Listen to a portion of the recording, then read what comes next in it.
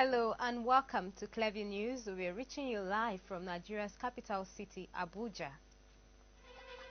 In the news, President Buhari at World Economic Forum identifies stability and sustainability as panacea for achieving economic growth among nations. Embattled Chief Justice of Nigeria, Walter Onnoghen, says he did not resign but retired from service. And UK removes European Union title from British passports despite delayed Brexit and uncertainty over when the country will leave the EU. I am Rose Audu with the details of these and more. President Muhammadu Buhari has said that stability and sustainability can only be achieved through inclusive economic growth and enhanced cooperation amongst nations. The president stated this in his remarks at World Economic Forum on Middle East and North Africa. He noted that cooperation amongst sovereign nations is no longer a choice but an absolute necessity. Hence, the need for Africa and the Middle East to focus on policies that will deliver shared economic prosperity for all our citizens to ensure stability. The Nigerian leader, the new inclusive and diversified Nigeria, is open for business, noting that the nation's population, resources, policies and programs make it the most attractive investment destination in Africa.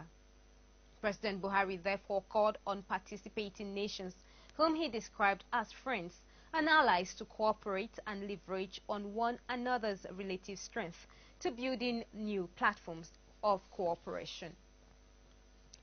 A lawyer to the Chief Justice of Nigeria, Walter Onnoghen, has provided more information on the decision of Onnoghen to step down from office. Adegboyega Awomolo, who is the lead counsel to Onnoghen in his false access declaration trial, spoke in the telephone interview with newsmen late on Friday. Awomolo said Onnoghen's decision is a retirement and not a resignation from office. He said Onnoghen sent his notice of retirement to President Muhammadu Buhari in line with constitutional provisions. Onnoghen's retirement is coming 51 days after his trial began at the Code of Conduct Tribunal on January 14 and 58 days after the petition which birthed the said trial was submitted. Onnoghen's early exit commenced with his controversial suspension on January 25. Less than 24 hours before he was billed to swear in a new set of judges to lead the various election petition tribunals in the country. President Muhammadu Buhari, who announced Onnoghen's suspension, cited an order of the Code of Conduct Tribunal to support the decision. Onnoghen's trial at the CCT began on January 14, but he did not appear for the trial till the bench warrant was issued against him by the tribunal chairman, Damladi Umar. A number of allegations contained in a 6-count charge of false access declaration were brought against Onnoghen by the Code of Conduct Bureau when the NJC noted on April 3 that it reached a decision on Onnoghen's matter. The CJN notified President Buhari of his decision to vacate office.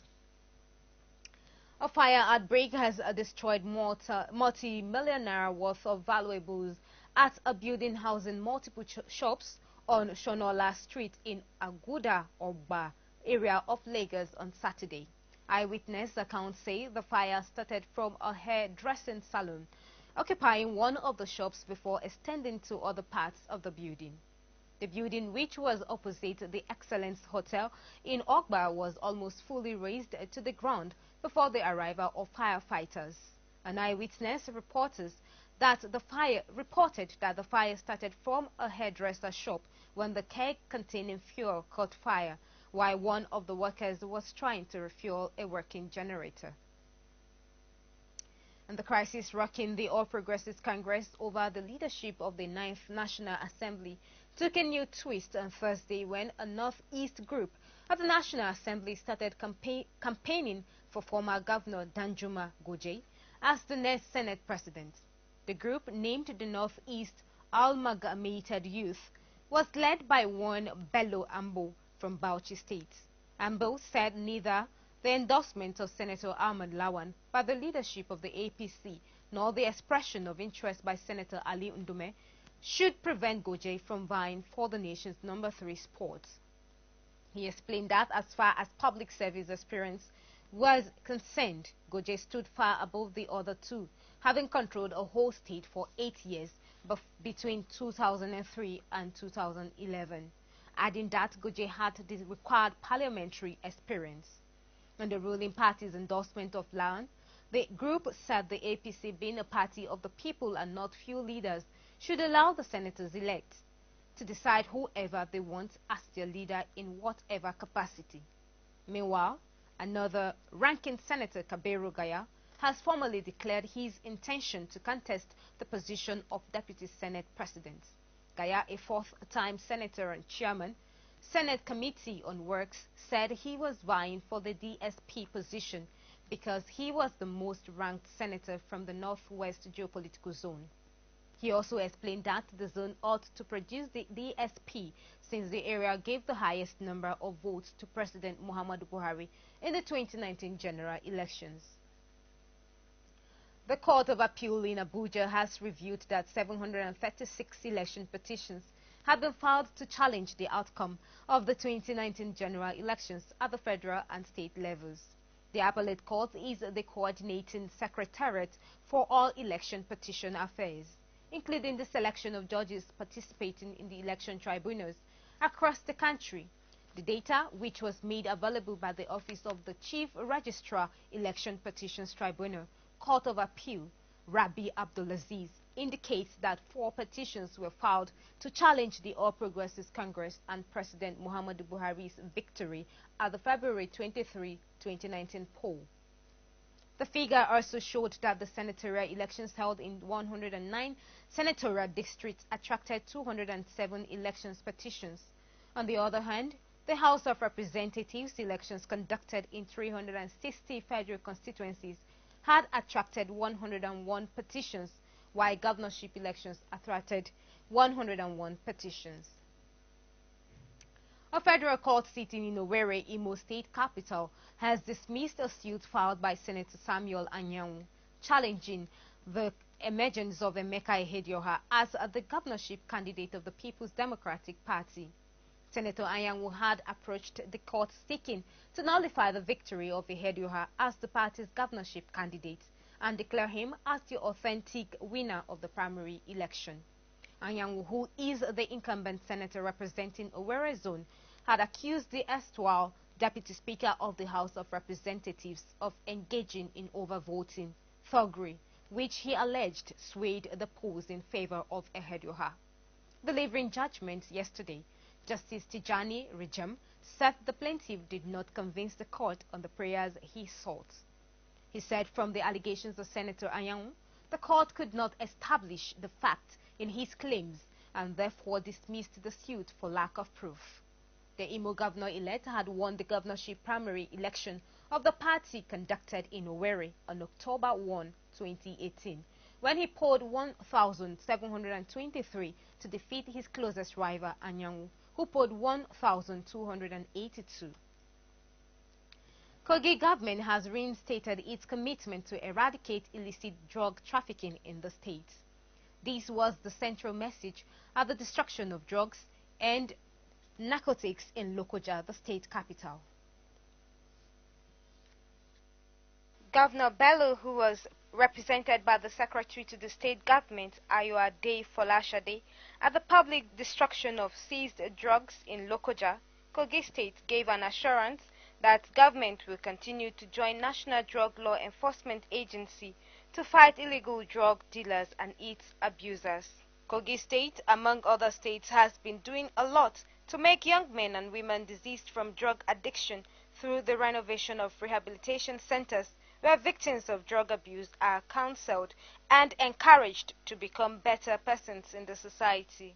The Secretary to the State Government, Ayoade Folashade, commended the NDLEA and other security agencies who have helped to recover so much from dealers. She advised parents and guardians to monitor their children's lifestyle. If we don't destroy the drugs will end up recirculating into the system, and the drug can destroy one.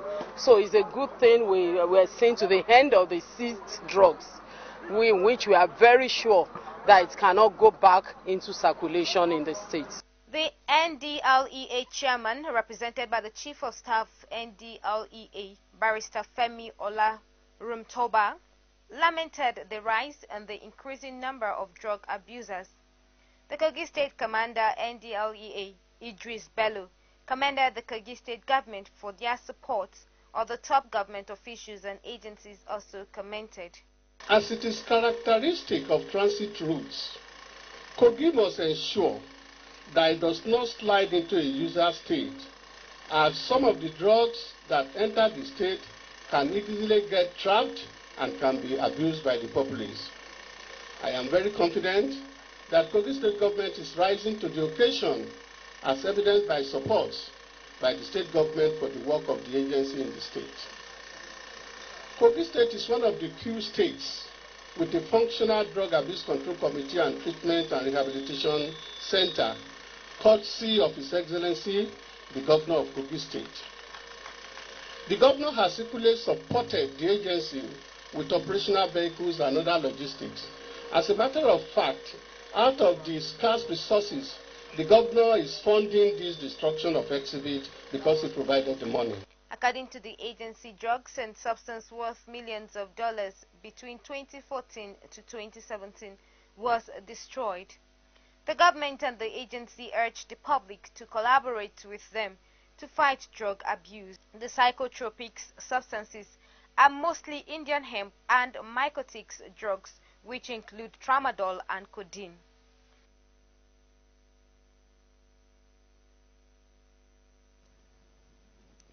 The All Progressives Congress in Ogun State has raised the alarm over alleged last-minute award of contracts by Senator Ibikunle Amosun, the outgoing governor of the state.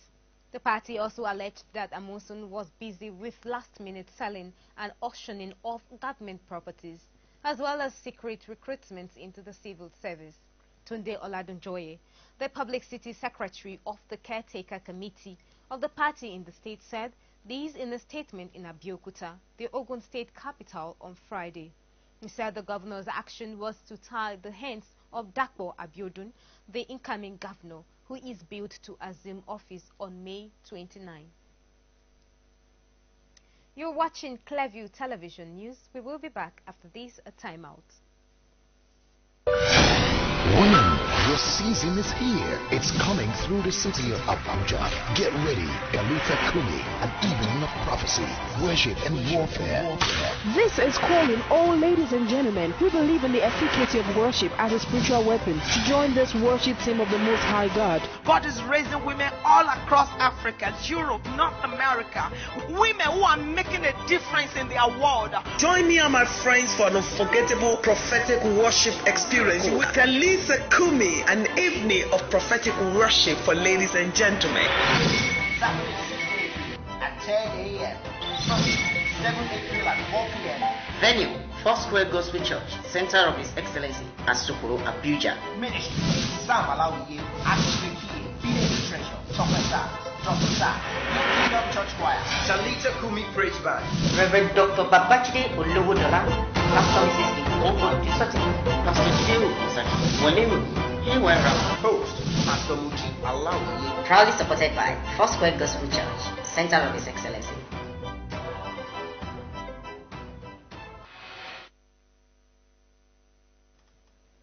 Welcome back. A body which calls itself Committee of Youth on Mobilization and Sensitization, CYMS, wants a 60% of appointments into government positions in the country allocated to youth.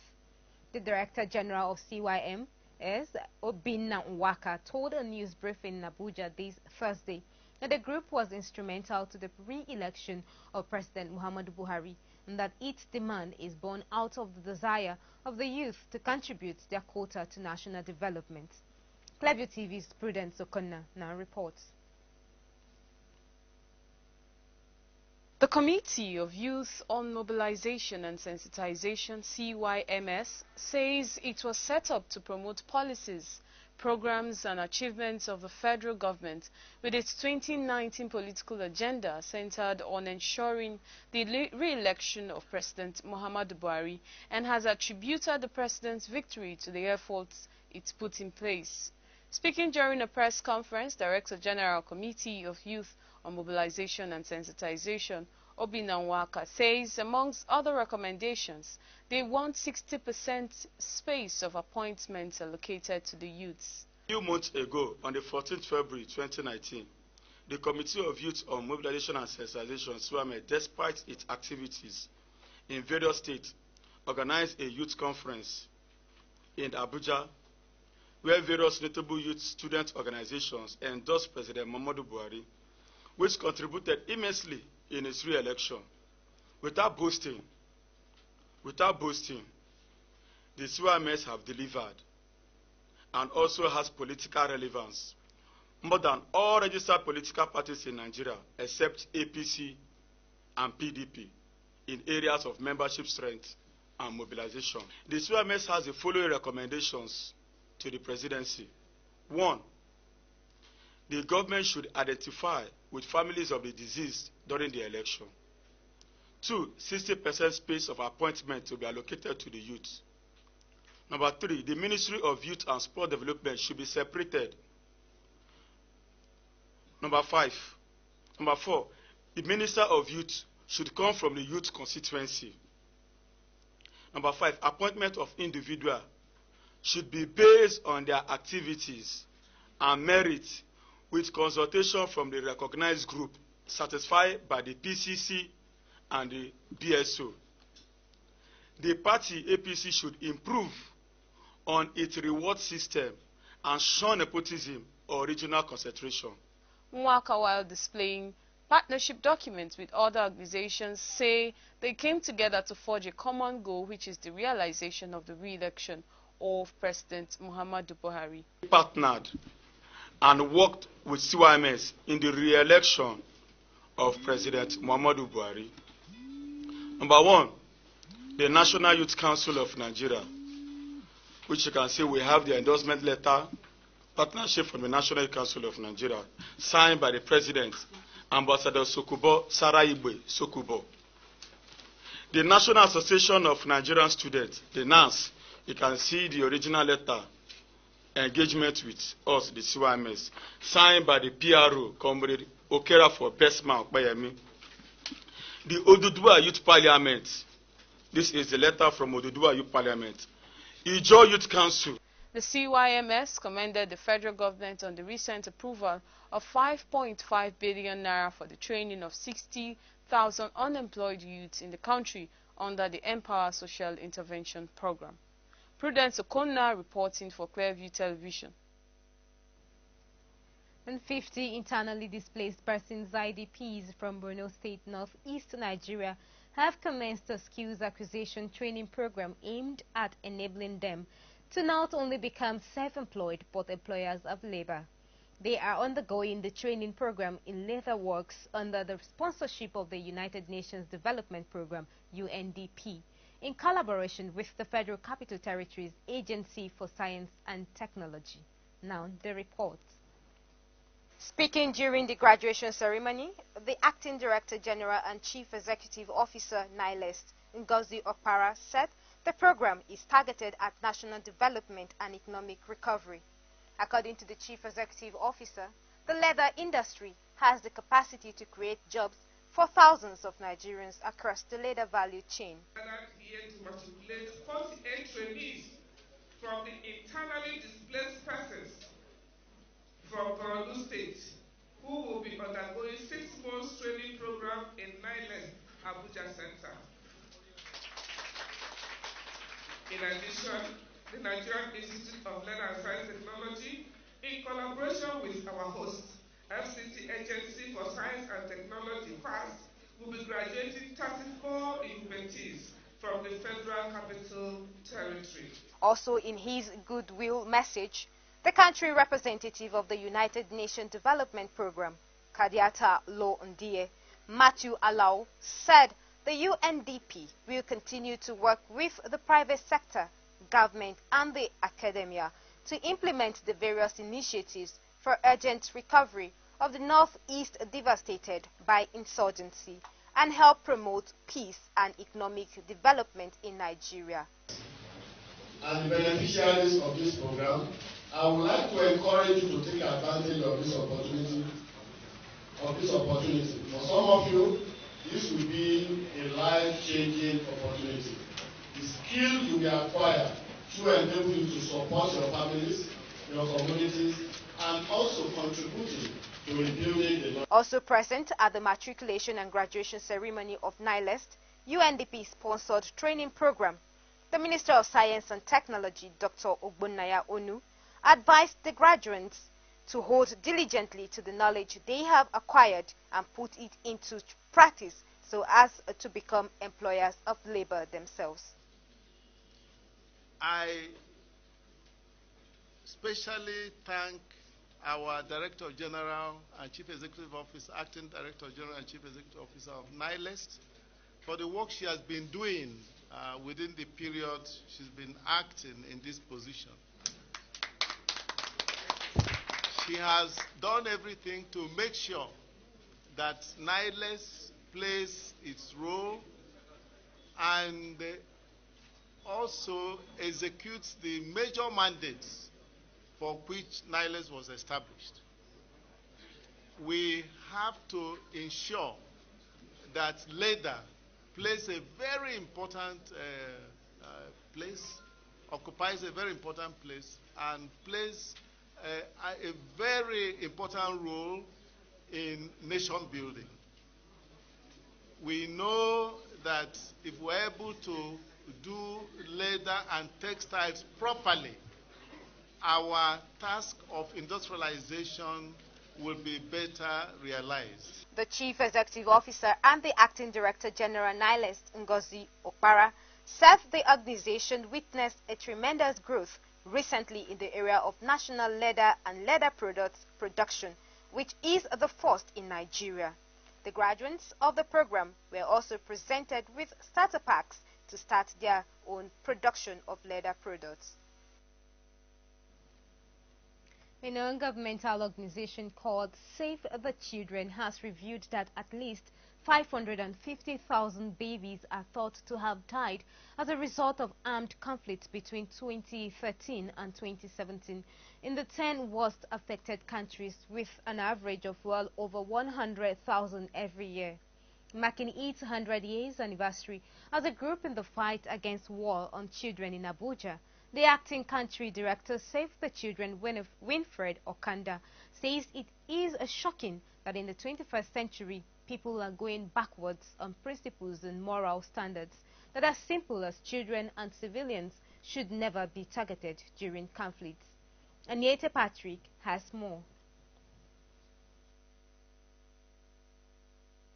Armed conflicts around the world are disrupting the lives of millions of citizens and have caused the largest movement of people since World War II. According to this group, during conflicts and post-conflict situations, children are the most affected by violence, as many of them lose their families and others are separated from their relatives in their displacement, as well as the risk of suffering grave human rights violations is incredibly high. Okanda adds that no matter who they are and where they come from, the violations and abuses against these children must stop. With the support of the international community, is urgently required to protect children against human rights abuses that stem from conflicts.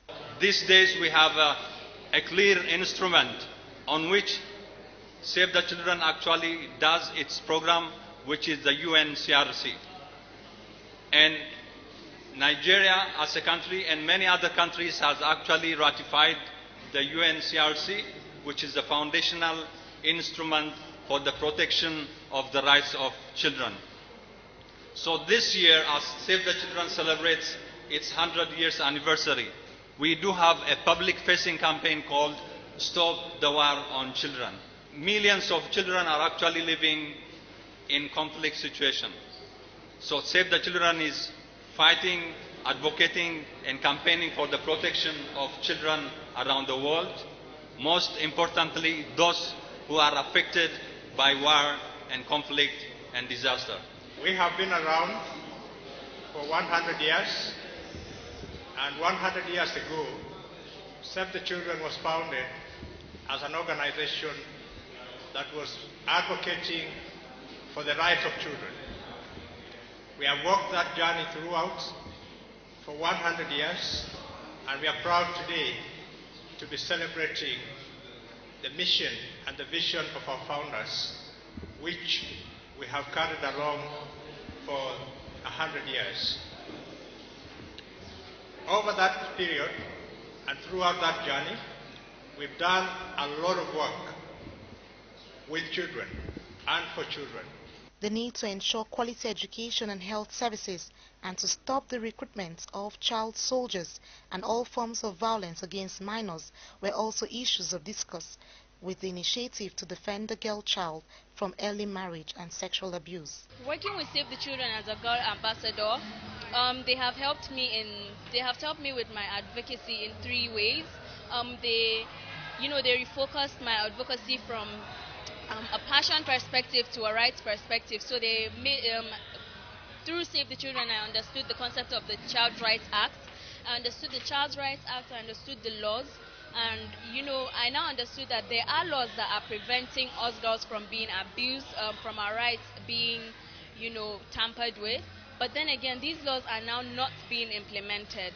So I speak to policymakers, I speak to, lawmakers, policymakers, and to tell them, using my safe space discussions, what I have gotten from these girls, what we as adolescent girls are facing in Nigeria, what we want the government to do about it. I want those children, their voice to be heard. What they need as children, what are their challenges, their problems, and in specific, what I want government to do. They should kind of make children to be part of lawmakers for the country, so that their own rights and needs will not be neglected. And also another thing I want the government, what I intend to do as an individual, I want a kind of place where children come together, a kind of creating awareness, like going to northern part of Nigeria, and also all the places where those children are, and most especially in the rural regions, and maybe other parts of Nigeria where those conflict and wars are happening. And also I would like to, so that I'll create awareness, talking to the parents. Like I said earlier, I said poverty is one of the challenges children are facing. Part of the increased number of children living in conflict-affected areas is that today's conflicts are more likely to be protracted, urban, and fought among civilian populations. Therefore, independent bodies are charged to investigate and analyze all violations of international humanitarian law and human rights, notably children's rights. Anita Patrick, reporting for Clearview Television. You're watching Clearview Television News. We will be back after this break. This is Ibrahim calling from Nigerian State Medical Power. Oh, this is Anissa from Benin. My name is John, calling from Niger. My name is Ahmed, I'm calling from Kogi State. This is Clearview TV, and this is our spread through free-to-air via Niconsat and online. Yes, this is Diffus calling you from Adamawa State. Adamala Ahmad Ibrahim. Mala Ahmad Ibrahim the Gochaja kenan. Daga Yudi. I'm calling from Benue. My name is Super Mekram. I'm calling from Niger State. You can imagine how far your advertisements, social announcements, official notices, and jingles will go if you patronize us. It's time to take your messages far at the cheapest rate. Welcome back. The Debt Management Office (DMO) says Nigeria's total debt stock, comprising external and domestic debts, stands at 24.387 trillion naira. Director General of the DMO, Patience Oniha, disclosed this in Abuja while addressing the journalists on the analysis of the nation's debt data. Now, the report. According to Debt Management Office Director General Patience Oniha, the public debt, which at 20,387 trillion or USD 790,437 billion as at December 2018, represented a year-on-year increase of 12.25%. Oniha revealed that the federal government's external debt in 2018 was 6,460 trillion, up from the 4,527 trillion, representing a 42.69% increase. The focus for government is not just to keep borrowing to meet shortfalls in revenue. It is actually to drive revenue generation. We can't keep going on, okay, there's a gap. Let's borrow now. No, that's not the strategy. The strategy is to generate revenues. And if you look at the budget for 2017, you will see there was 2.3 trillion naira of new borrowing.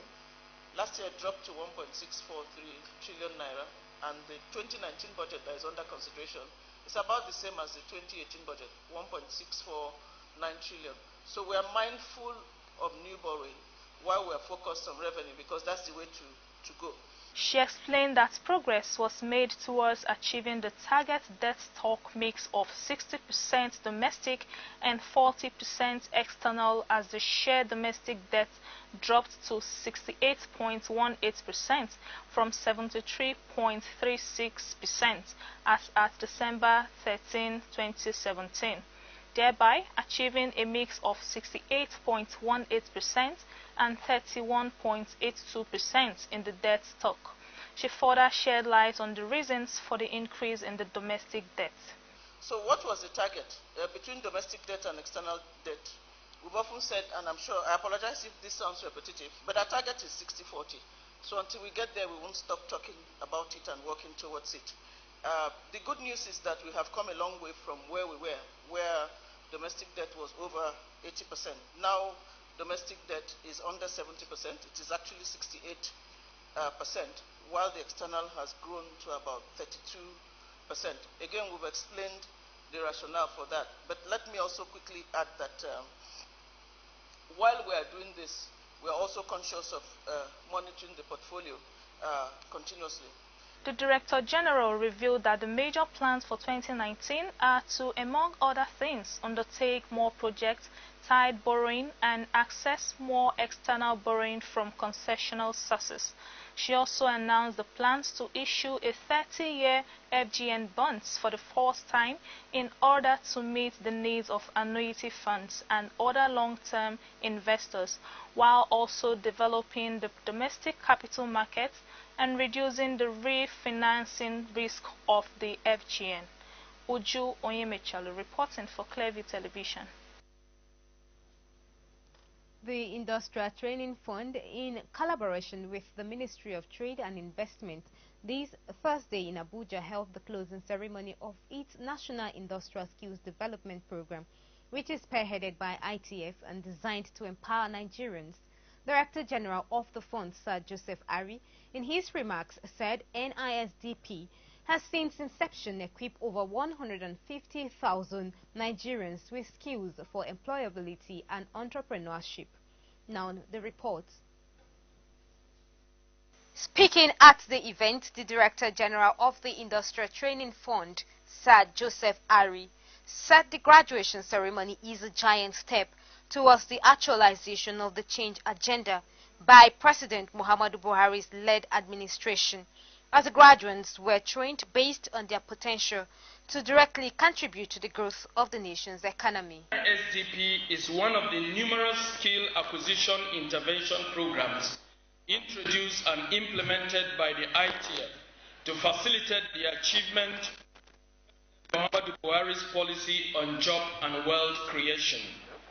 It focuses on skills acquisition to create jobs, to stem rampant unemployment, and breed a new generation of entrepreneurs in order to transform the economic landscape of our dear country. Since its inception, the NISDP has equipped over 150,000 Nigerians with skills for employability and entrepreneurship. Sir Ari further stated that the fund's target is to equip Nigerians with lifelong skills in agriculture, construction, transport and services sector to create jobs for Nigerians and also boost the economy. We therefore consider the graduation ceremony today as a giant step in that regard. This phase of the program, which was completed shortly before the 2019 elections, trained over 11,000 Nigerians in various trade areas, namely welding and fabrication, plumbing and pipe fitting, tailoring, aluminium, tiling, plaster of Paris, as well as photography.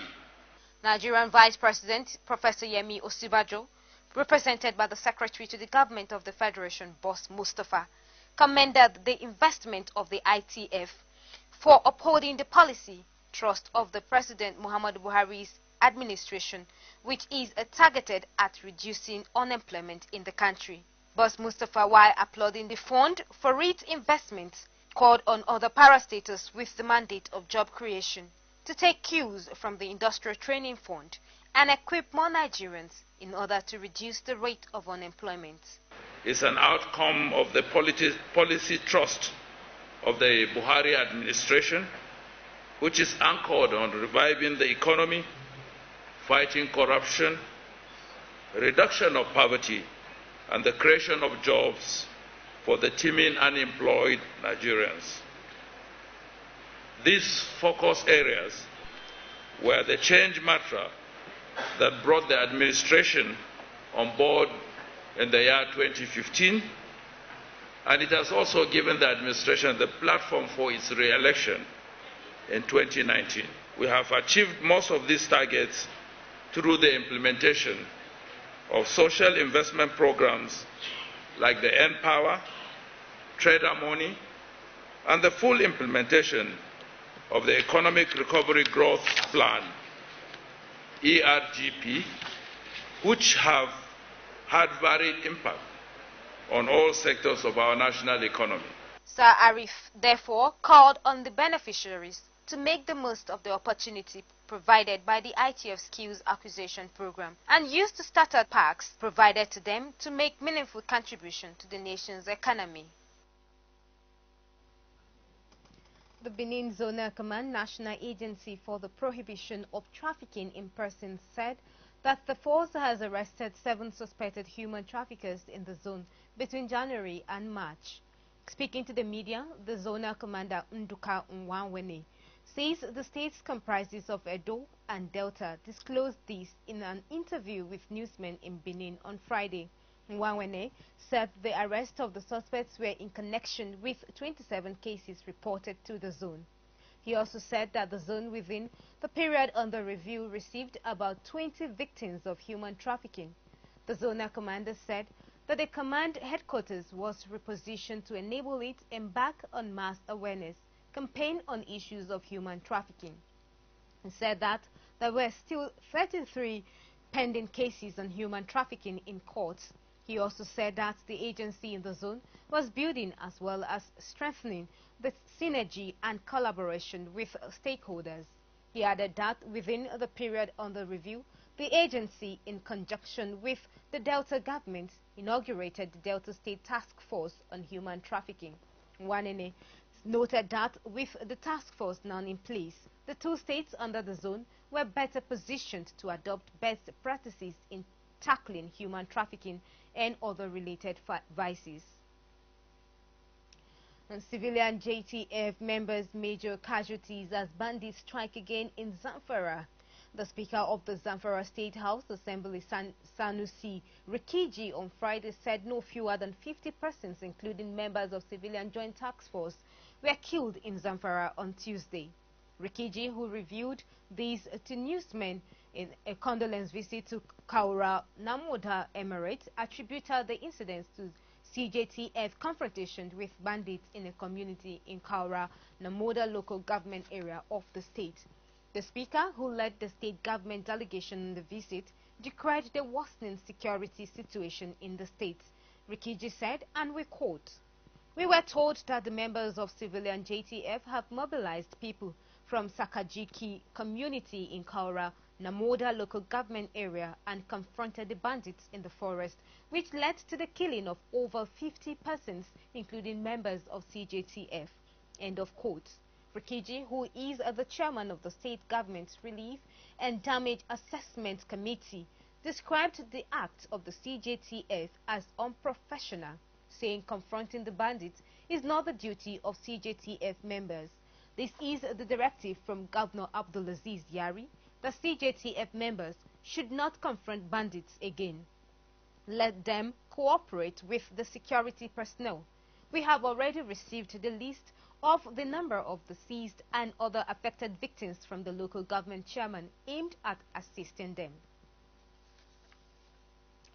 And a two-day interdenominational program tagged Talita Kumi has begun at the Foursquare Gospel Church Center of His Excellency Asokoro, Abuja. In his message titled The Efficacy of Dedicated Relationship with God, Pastor Sam Adewoyi enjoined participants to build and maintain an effective relationship with God to ensure they remain rooted in Christ. In an interview, the convener of the program, Pastor Moji Alawiye, said the event was aimed at spiritually impacting the lives of women across the globe with a view to making instruments for the advancement of Christendom globally. While calling on those with God-given talents to take advantage of the program to develop themselves, Pastor Moji said it was only when they dwell cautiously in God's secret places that they will realize their full potentials in God. If you don't have a relationship, you cannot be a worshiper. You can be a singer without relationship. I mean relationship with God. To be a worshiper, you must have relationship with God. I'm not talking about you talking to God every Sunday. I'm talking about relationship. You become so close with God, and that's why this class is not for singers. It's for Christians. It's for people who have given their life to Christ. Because if you are not a worshiper, that means you are yet to become a wife of Christ. Relationship is the key. That's the only thing that brought you to this world. That's the only reason why God created you. And let me tell us, beloved, that God of heaven, who has created us, knows that we cannot survive without each other. Talita Kumi is a prophetic worship gathering for ladies and gentlemen. We focus on women, and the purpose is for men in our lives to be able to help the women in their lives, just like we saw it happen in Mark chapter 5 verse 41. We saw Jairus is a man trying to help his daughter, his dying daughter, who was 12 years old. At the end of the day, the daughter died, but he didn't give up until he brought Jesus to raise the dead daughter up. And we saw Jesus in the same chapter trying to help the woman with the issue of blood. Talita Kumi is, giving us a platform as people to come together, as people of God, to worship, to praise, and to be challenged to be the best God intended for us to be. The stakeholders and practitioners of the Hausa movie industry, famously known as Kannywood, are organizing a victory dinner in honor of President Muhammadu Buhari, Vice President Yemi Osibajo, and all the elected candidates of the All Progressives Congress APC. One of the organizers, Aminu Sairu, who is a prominent film director in the industry, said Osibajo was expected to serve as a special guest of honor. Other special guests included wives of the President and Vice President Aisha Muhammadu Buhari and Oludolakbo Yemi Osibajo, APC National Chairman Adam Soshomole, and Transport Minister Rotimi Amechi, and all top APC stalwarts. Sarahs said the dinner, which is set for Saturday at the Transcorp Hilton Hotel, Abuja, would also host all the creme de la creme of the Hausa movie industry. The event is going to host all the big shots of Kannywood film industry, including Ali Nuhu, Sadiq Mafia, Abdul Amat, Halima Atete, Rukaya Dawaya, and a host of other all-time stars in the industry. who supported the APC throughout the electioneering exercise. Prominent actor Ibrahim Meshinku said the main motive behind organizing the event was to register the name of the House of Filmmakers in the scheme of things for national development. He stated that the Kannywood players had done a lot with a view to supporting Buhari Osibanjo re-election bid every step of the way. And it is time for our news commentary, which takes a look at insurgency in northern Nigeria, with particular reference to Zamfara State. The governor of Zamfara State and chairman of the Nigerian Governors Forum, NGF, Abdulaziz Yari, is turning out to be the terrible child of the northern part of the country. Yari has not hidden his disdain for the state of parlous security in his state, where bandits have made it a habit to kill, kidnap, and maim innocent citizens at will. Not long ago, the governor publicly declared that he would relinquish his position as the chief security officer of the state, since he had no power over the security agencies that are deployed in the state to quell the killings. He called for reinforcement of security in Zamfara towards stopping the brigandage in the state by marauding bandits. Not long ago, Yari was at his best. Speaking with State House correspondents at the presidential villa Abuja, the governor threw a bombshell, saying that bandits in his state were more equipped than the Nigerian security forces. I quote him, "They are in control of the kind of weapons that the security command in Zamfara does not have. In one armory alone, they have over 500 AK-47 rifles. I can tell you that till date, we have not received up to 90 AK-47 rifles." Unquote. Yari might be outspoken on security issues, just as the governor of Kaduna State, Nasir El-Rufai, is on political matters. But the Zamfara State governor's position, bizarre as it might sound, is symptomatic of the terrible security situation in the northwestern part of the country. Whereas Nigeria has, in the past 10 years, battled Boko Haram insurgents in the northeast zone mainly, kidnapping and armed robbery in the south, a scary dimension has been added to the country's security issues with developments in the northwest states of Katsina, Kaduna, Zamfara, and Sokoto states, where bandits allegedly from neighboring countries have become terrors to citizens of the states. In Katsina State, Governor Aminu Bello Masari recently raised the alarm on insecurity in the state, describing it as worrisome. Not long ago, the governor's 80-year-old mother-in-law, Hajia Mistiyari, was released by her abductors after spending about 7 days in kidnappers' den. She was kidnapped at her residence in Sabongeri area of Katsina. Masari had, during the opening ceremony of an extraordinary security meeting in Katsina in January, said that the state was under siege by bandits, armed robbers, and kidnappers. The citizens are on a daily basis being harassed by bandits and kidnappers that are on rampage in the state.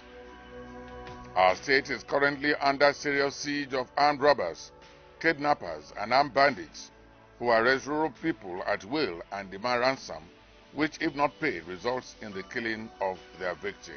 That's quoting the governor. In Kaduna State, since January, over 100 people have been killed in Kajuru local government area of the state in a lingering crisis between the Fulani and the Adara people. The killings had led to protests by the people both in Kaduna and at the National Assembly, Abuja. Yet, there is also the case of a famous Islamic scholar and prominent reciter of the Holy Quran, Ahmad Sulaiman, who was kidnapped on his way from Kebbi to Kano. Information has it that kidnappers of Sulaiman are asking for 300 million naira before his release.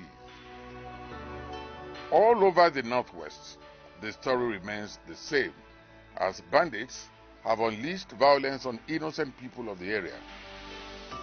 Clearview then begins to wonder what the Nigerian government, states and security forces are doing to curtail the menace. We hold that it is not enough for Yari to abdicate his post as the CSO of his state or to raise the alarm about how equipped the bandits are. It is also not enough for Mesari to cry about bandits taking over Katsina State. Neither is it enough for El-Rufai to announce the number of Fulani people killed in Kajuru. What is needed is ruthlessness from security agencies and governments at all levels to tackle this emerging disturbing trend. Here at Clearview, we imagine in a state where bandits have the audacity to kidnap the governor's mother-in-law. What life would be for the ordinary citizen in such state? The experience is better imagined. We recognize the fact that the Nigerian Army, police and other security agencies might currently be overstretched with activities in the northeast and other parts of the country, particularly in an election year. But here we state that the Army particularly could have used some men it deployed in some peaceful states during the elections to tackle the areas where the country is under threat of being overrun by criminals. There is also the need for the Nigerian customs and immigration to up their game to check the influx of people from other countries through land borders in the affected states. The question that Nigerian borders are porous are not fashionable in the face of these challenges. So we think that the developing challenge in the Northwest deserves collective attention before it snowballs into another major disaster that will take the country years on end to settle.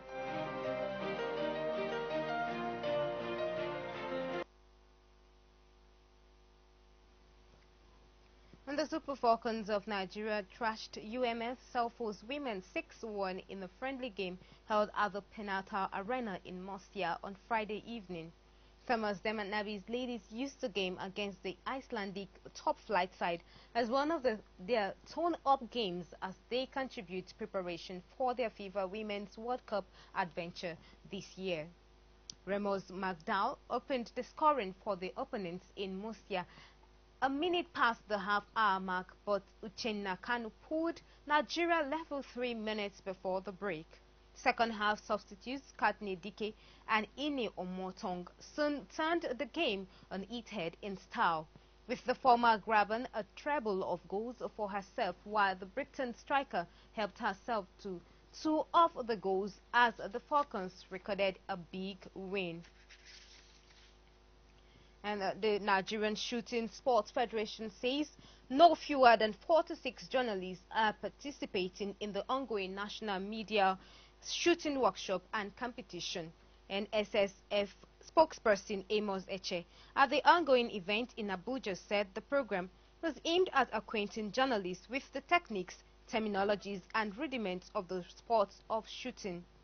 Eche noted that shooting sports had been in existence for over 30 years in Nigeria and said the participant would be properly introduced to it and be taught all its rudiments.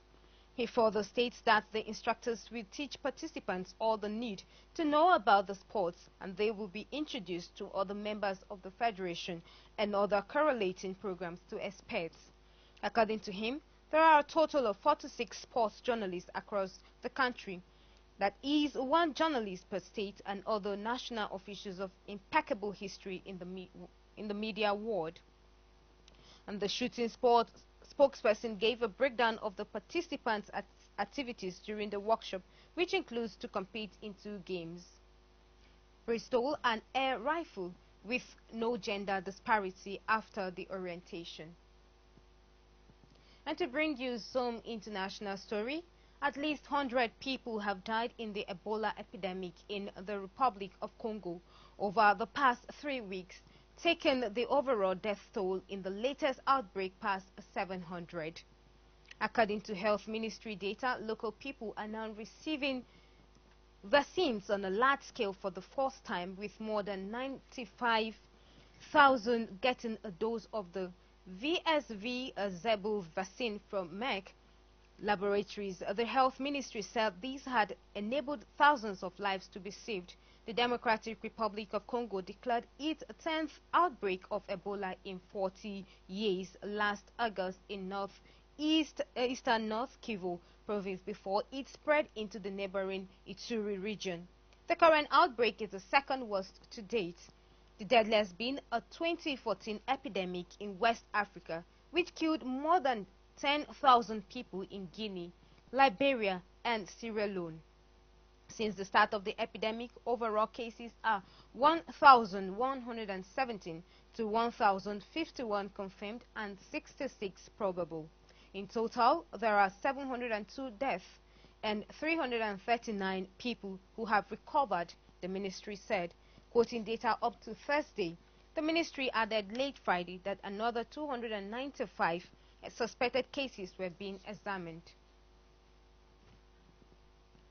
And Britain has begun issuing passports with the words European Union removed from the front cover, despite Brexit being delayed and uncertainty over when the country will leave the bloc.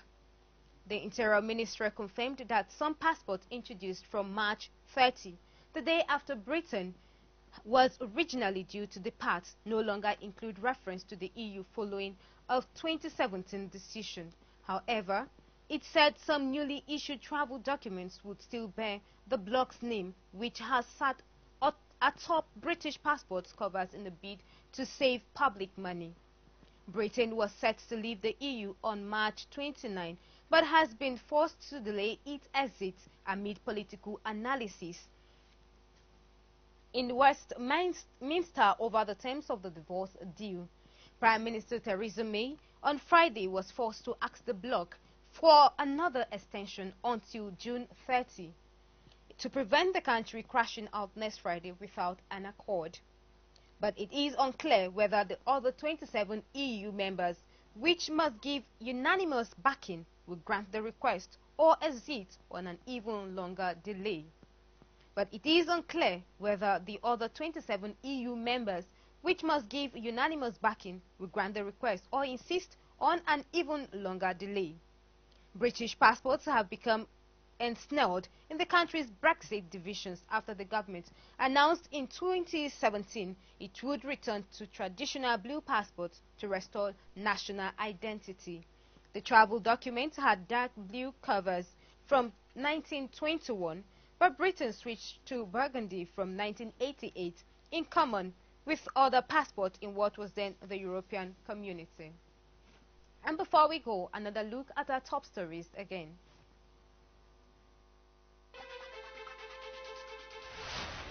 President Muhammadu Buhari has said that stability and sustainability can only be achieved through inclusive economic growth and enhanced cooperation amongst nations.